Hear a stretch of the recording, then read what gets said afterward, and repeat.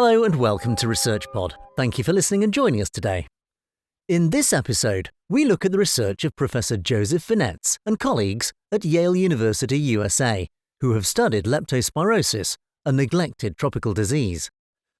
Uncovering the protein structure and function of these novel virulence factors, their work reveals mechanisms of disease that is leading to translation from fundamental research into diagnostics and treatments. The team's recent findings mark the crucial beginning for long-awaited pan-leptospirosis vaccine development.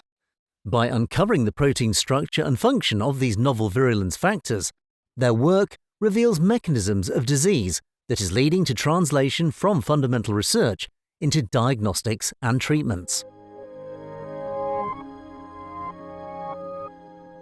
A conservatively estimated 1 million people contract leptospirosis annually, and of these, more than 60,000 will die. These minimum estimates will rise in coming years as we achieve better measurements of disease burden due to improved diagnostics and better global estimates. The economic cost of human leptospirosis is likely more than $30 billion annually, with an untold economic loss of even greater magnitude, predominantly in low and middle-income countries, where the impact of leptospirosis is the greatest. Climate change, with increased temperatures and flooding throughout the world, will inevitably further expand the human and economic cost of leptospirosis. Although the routes of transmission are known, it is not fully understood how the disease manifests and how our immune system protects us from infection. With this knowledge, better diagnostics and treatments could be developed. Addressing this is Professor Joseph Vinetz of Yale University, USA, and collaborators in Peru and Sri Lanka.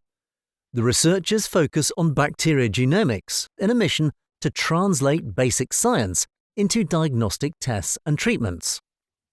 Their recent breakthrough brings us a step closer to vaccine development. Despite being a global disease, leptospirosis is more prevalent in areas of poverty and poor sanitation, where it is transmitted from animals to humans through infected tissue, urine, or water sources.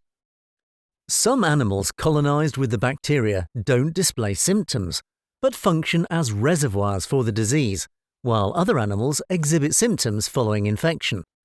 Because the disease can be contracted through flooding and contaminated fresh water, tropical and subtropical areas prone to flooding or storms are especially vulnerable and experience epidemics. Clinical symptoms of the disease range from asymptomatic to mild to very severe. In severe disease, patients experience fever, kidney failure, jaundice and bleeding, which may lead to death in up to a quarter of those admitted to hospital.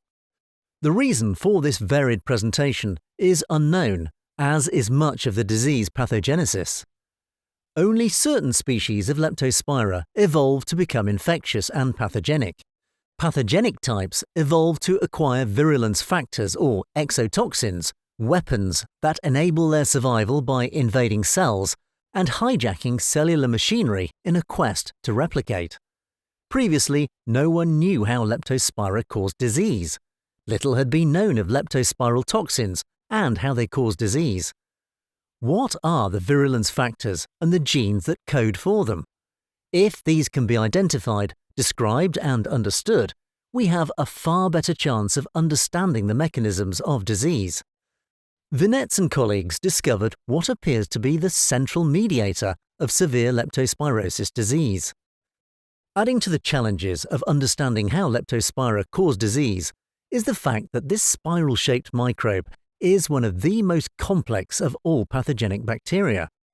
The researchers' first step in the long road to vaccine development began in 2013, when they made a breakthrough in the search for virulence-causing genes. Using the power of genomics, they identified mutated genes before and after weakening the bacteria by culturing them over time, then identifying which genes in the bacteria were mutated. By doing so, key genes coding for proteins that cause disease, known as virulence-modifying or VM, proteins were identified. This process identified a novel gene family called PF07598, which is upregulated in infected hamsters. The PF07598 gene family is quite a mouthful. The researchers called it the gene family that must not be named, hence the Voldemort or VM proteins, which was cast as the virulence-modified proteins, or VM for short. Interestingly, the most virulent strains of Leptospira have the most copies of this gene, suggesting it codes for virulent proteins. Additionally, the fact that the PF07598 gene family is found only in the pathogenic Leptospira that kills people further supports a role in virulence. Although the mechanism of its virulence was still unknown, this discovery was a turning point, sparking further research to explain the disease pathogenesis. Building on their previous work, the team then compared genes between pathogenic and non-pathogenic Leptospira, shedding light on what genes cause the disease, the mechanisms by which they do this, and measurable antigens useful to diagnose disease. Identification of the genes and antigens causing pathology opened the door for research to develop diagnostic tests, therapeutics, and vaccines. Now that a family of genes coding for VM proteins had been identified, the researchers wanted to unravel their structure and function, to unpick the mechanisms of disease. More importantly, they wanted to identify the targets for therapeutic development, such as small molecules, antibodies, and vaccines. The researchers worked with Google DeepMind to apply artificial intelligence and computational modeling to describe the structure of these exotoxins and how they work. These VM proteins belong to the group known as lectins, meaning they bind to carbohydrates. Computational modeling suggested that part of a ricin-like toxin was present at one end of the VM proteins that enable them to attach and enter the cell. They then found that the VM proteins kill cells in vitro by traveling to the target cell nucleus and destroying DNA using an enzymatic domain at the other end of the VM protein. By detailing each part of the VM protein structure, the team aimed to build a comprehensive picture of the complexity of this protein. This is just the beginning, however, and more research is needed to understand how the protein binds to its target cells, which cells, and how the protein toxin travels through the cell cytoplasm to the nucleus. Building on their work showing bacterial VM proteins coded by PF07598 cause cell toxicity, the researchers hypothesized that these proteins mediate disease in live animals. The researchers immunized mice with recombinant VM proteins, manufactured versions of the original protein. Encouraging results published in Frontiers in Cellular and Infection Microbiology showed vaccination protected mice from clinical symptoms of disease and significantly reduced the quantity of bacteria in the kidney and liver, the disease target organs of these animals. Importantly, these findings lay the foundation for further vaccine exploration. Optimization of vaccine doses and techniques are needed, as well as experiments to confirm these findings, and whether immunity is due to antibodies against VM proteins.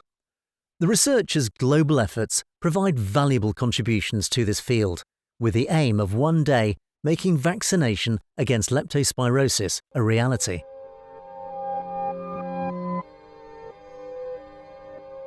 In sum, working in diverse settings throughout the world has enabled Vinetz to better understand the burdens of the disease and the importance of discovering ways to intervene against them.